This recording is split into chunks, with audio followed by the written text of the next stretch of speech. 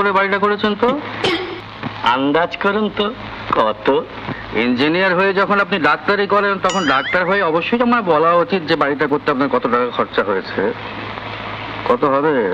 1.5 লাখ হবে? হ্যাঁ, প্রায় ঠিকই ধরেছেন, 1,40,000 টাকা। আপনি করিত কর্মার লোক মশাই, এক্সিকিউটিভ ইঞ্জিনিয়ার হয়ে 1,40,000 টাকার বাড়ি হাঁকিয়েছেন। অনেক ঘুষ টুস খান তাহলে? হ্যাঁ, এসব কি বলছেন আপনি? না না, এতে লজ্জা পাবার কিছু নেই। ঘুষ খাওয়াটা এমন নতুন কিছু অপরাধ নয়। আজকাল দেবতারাও ঘুষ টুস খায়। তারপর সুসন্ধ্যা, কেমন আছো বলো? ভালো আছে। দেখি হাতটা দেখি। ওষুধটা ঠিক মতো খাচ্ছ তো? হ্যাঁ, প্রথম দিন 3বারই খেয়েছিলাম, তারপর থেকে একবারে বেশি আর খেতে পারিনি। বড্ড তেতো। এক দাগেই যখন জ্বরটা ছেড়ে গেছে, তখন বাকি 2 দাগে আর দরকারটা কি? শুনেছি ওই কুইনিন ওষুধটা বড় তীব্র। আপনার গালে যদি ঠাস ঠাস করে 3টে চড় মারার দরকার হয়, সেখানে একটা চড়ে কাজ হবে কি? সেখানে 3টে চড়ই মারতে হবে।